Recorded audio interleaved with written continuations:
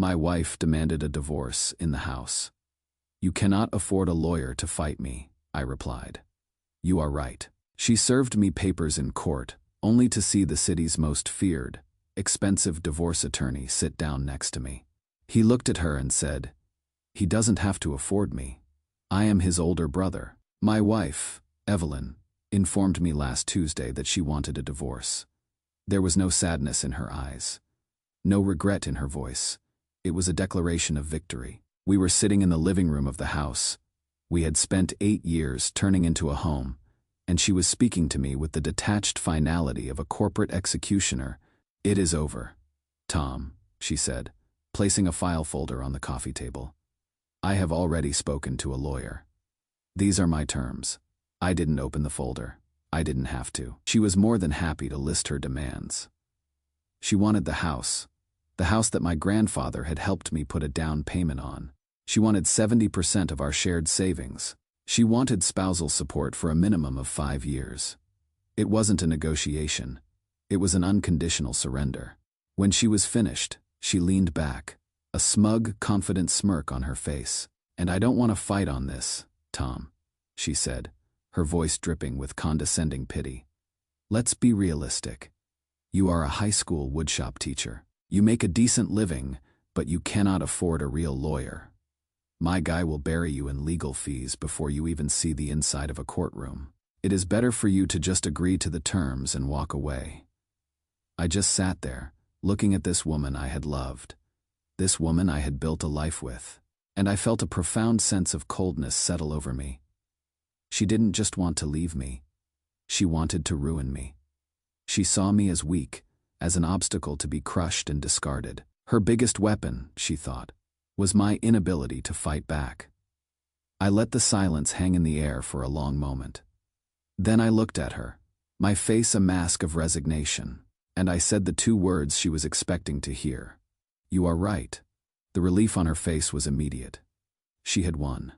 The humble, simple teacher wasn't going to put up a fight. She stood up, smoothed her skirt, and said, "Good. I am glad you are being sensible about this. You will be served with the official papers next week." Then she walked out of the room. Here is what Evelyn knew. She knew I was a man of simple means. She knew I didn't have tens of thousands of dollars to throw at a legal battle. She also knew that I had a brother, an older brother named Marcus. What she also knew, and what she was banking on, was that Marcus and I hadn't spoken in 5 years. Marcus isn't a teacher. Marcus is a shark. He is, without exaggeration, the most feared and expensive divorce attorney in the state. He is a legal predator whose name makes other lawyers nervous. And he was, for all intents and purposes, no longer a part of my life. We had a falling out after our parents died. It was over the family home, the house we grew up in. I wanted to keep it, to preserve it as a memory, a place for our families to gather. I am sentimental like that.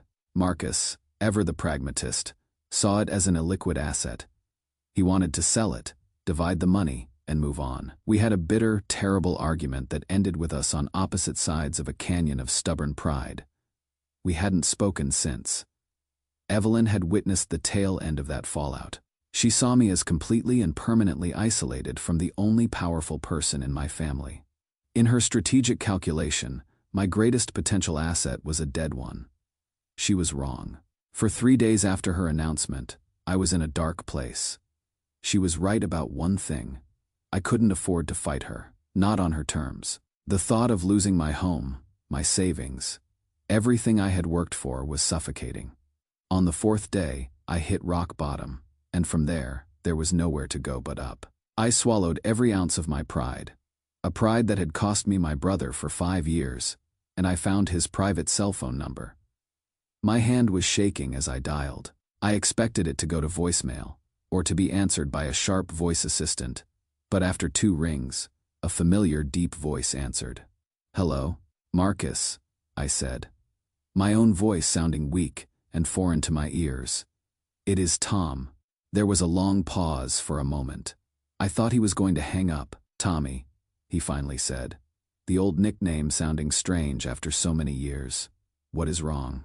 And it all came pouring out. I told him everything. I told him about Evelyn's demands, her lawyer, her coldness, and I told him her final, arrogant taunt. You cannot afford a lawyer to fight me. Another long, heavy silence stretched between us. When he finally spoke, his voice was different. The surprise was gone, replaced by something I hadn't heard in years. It was the sound of a protective older brother. It was the sound of steel. She said, "What?" he asked, his voice dangerously quiet. I repeated her words. "Okay," he said. "When and where is the first court appearance?" "Next Tuesday at the downtown courthouse," I told him. "I will clear my schedule," he said. "Don't talk to her. Don't talk to her lawyer. Don't sign anything. Just show up on Tuesday. I will meet you there." We hung up. I sat there, my heart pounding with a mixture of terror and a terrifying hope. Evelyn thought she had disarmed me. She had no idea she had just handed me a nuclear weapon. She was about to learn a very hard lesson about what family really means. Update 1. The morning of the preliminary hearing was a miserable rainy Tuesday. It felt appropriate. I walked into the courthouse alone, feeling every bit the part of the defeated man Evelyn expected me to be. I was wearing my best and only suit, the one I usually reserved for weddings and funerals. It felt like a bit of both. I entered the designated courtroom. It was a sterile, impersonal room that smelled of old paper and anxiety. Evelyn was already there, sitting at the plaintiff's table. She looked incredible. She was wearing a sharp, dark blue power suit, her hair perfectly styled. She looked confident, smug, and ready for a corporate takeover. Next to her sat her lawyer, a man in his 50s with a self-satisfied smirk permanently affixed to his face. They were laughing quietly together as I walked in. She saw me and her smile faltered for a second, replaced by a look of pity. She probably expected me to look more broken. I just met her gaze, my expression blank, and walked over to the defendant's table. I sat down, placed my old briefcase on the table, and waited. Her lawyer stood up and sauntered over. "Mr. Miller," he said, his voice oozing condescension, "I am glad to see you are here. I trust you have had time to review my client's very generous proposal. If you are prepared to sign today, we can make this quick and painless." "I am waiting for my counsel," I said quietly. He actually chuckled. "Your counsel, good luck with that. Let's not drag this out." He walked back to his table. The bailiff called the court to order. The judge, a stern-looking woman, entered and took her seat. She looked down at the docket. "Miller versus Miller," she announced. "Are both parties present and represented?" Evelyn's lawyer stood up. "Yes, Your Honor. Alan Davis representing the plaintiff, Mrs. Evelyn Miller." The judge looked at me and the defendant. Before I could speak, the heavy doors at the back of the courtroom swung open with a resounding thud. Every head in the room turned. Walking down the aisle was my brother, Marcus Sterling. He wasn't just wearing a suit. He was wearing a suit of armor, tailored from what looked like spun midnight and pure intimidation. He moved with the predatory grace of a panther, his expensive leather briefcase swinging at his side. A wave of whispers rippled through the courtroom as other lawyers and court staff recognized him. His reputation preceded him. He didn't look at anyone else. His eyes were fixed on me. He walked directly to my table, put a hand on my shoulder, and squeezed it gently. Then he sat down beside me, placing his gleaming briefcase on the table with a solid, definitive click. The sound echoed in the silent room. I looked over at Evelyn. Her smug expression had been wiped clean from her face. It was replaced by a mask of utter, horrified disbelief. Her jaw was slack. Her eyes were wide. She looked like she had just seen a ghost walk in and sit down at the opposing table. Her lawyer looked even worse. The color had drained from his face, and his smirk was gone, replaced by a look of pure, unadulterated terror. He knew exactly who my brother was. Marcus leaned over to me, ignoring the rest of the room. "Sorry, I am late." "Little brother," he whispered, a hint of a smile playing on his lips. Traffic was hell. Then he straightened up, his demeanor all business. He looked directly at the judge, Marcus Sterling. "Your Honor," he said, his voice a commanding baritone that filled the room. "Representing the defendant, Mr. Thomas Miller." The judge's eyebrows shot up. She knew the name. Everyone did.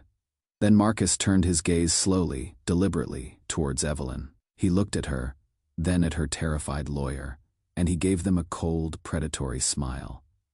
"My apologies for the delay," he said, his voice tripping with mock politeness. Then he looked at Evelyn again and delivered the line that shattered her entire world. "He doesn't have to afford me. I am his older brother." The game had just changed. Evelyn thought she was coming to a surrender. She had just walked into an ambush. Marcus opened his briefcase, pulled out a thick stack of files, and the demolition began. He immediately rejected all of her initial demands, declared them predatory, and filed in bad faith, and announced our intention to file a counterpetition. He said we would be seeking a full forensic audit of all marital assets and expenditures for the last 3 years, and that we would be demanding Evelyn pay for all of Tom's legal fees. Evelyn's lawyer just stood there, stammering. He was a minnow who had just been cornered by a great white shark.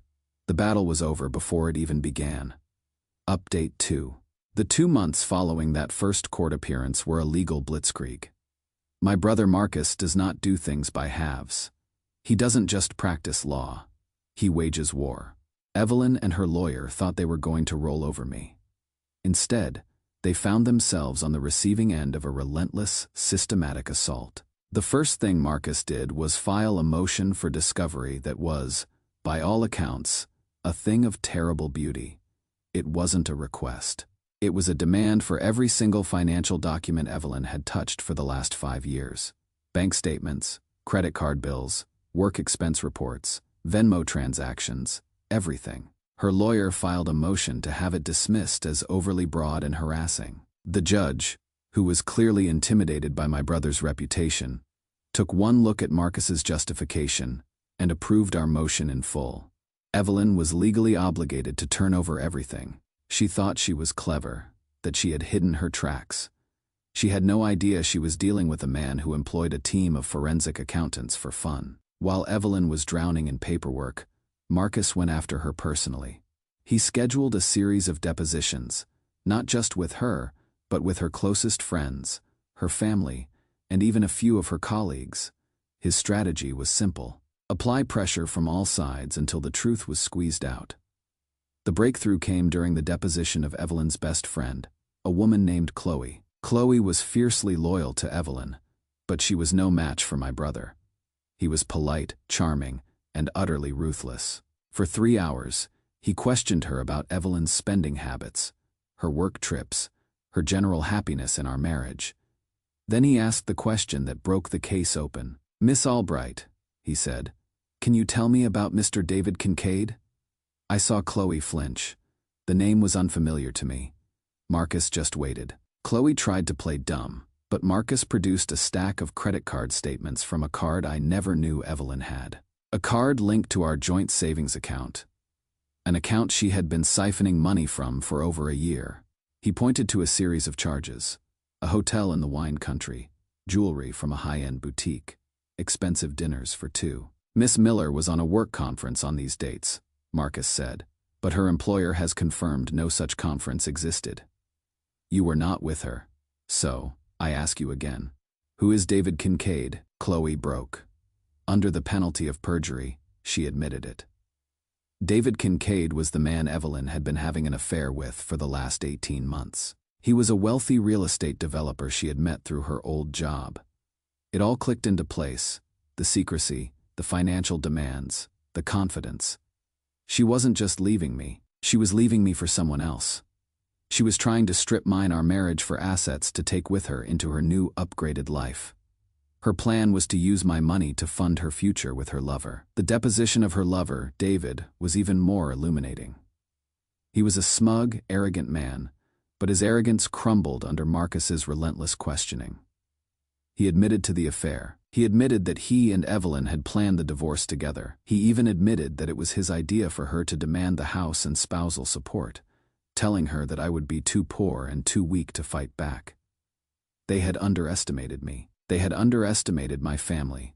With these depositions, Evelyn's case was not just weakened, it was annihilated. She had committed perjury in her initial filings by claiming she was a faithful wife. She had hidden assets and marital funds. She was a liar and a fraud. Her lawyer called Marcus, begging to settle. He said Evelyn was willing to drop all her demands and just walk away. Marcus's reply was cold. "No," he said. "Walking away is a privilege she has not earned. We are not settling. We are going to court, and we are going to burn her to the ground. She wanted a fight. Now she has one. Final update. As she has won anything today. I thought he had lost everything. Today, I can tell you that I was wrong. I didn't lose anything that truly mattered. I gained it all back."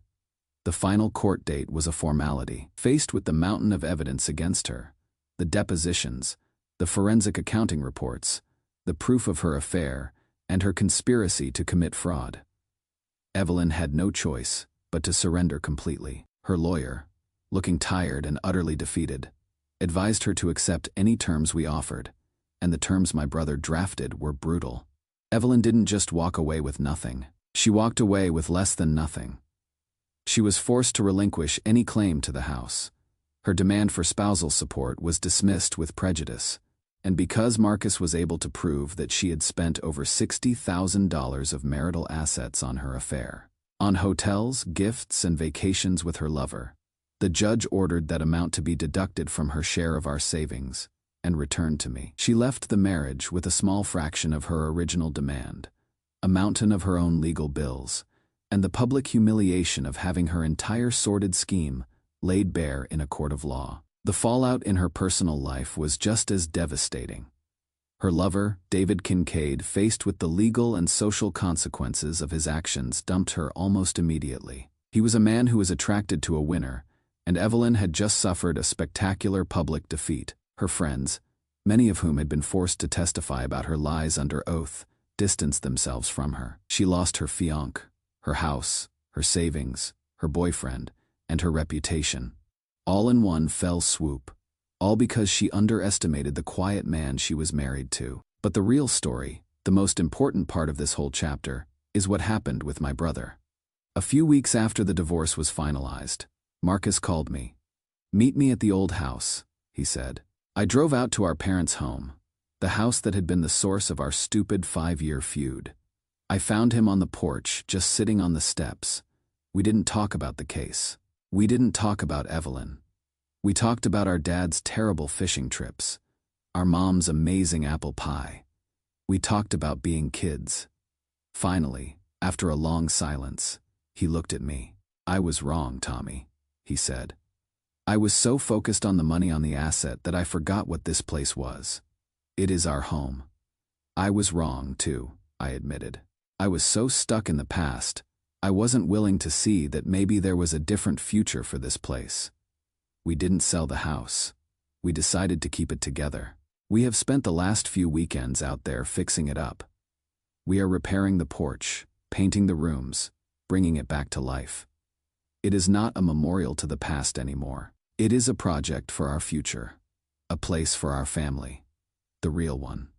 To gather, side by side with my brother, tools in hand, has healed a wound I thought would be a scar forever. Evelyn's parting shot to me was that I couldn't afford a lawyer. Her greed, her arrogance, her belief that I was weak and alone. That was the very thing that forced me to make the call that brought my brother back into my life. She thought she was isolating me. Instead, she reunited me with the most important family I have. She tried to leave me with nothing. But as I stand here today, with my home secure and my brother by my side, I realize I have everything.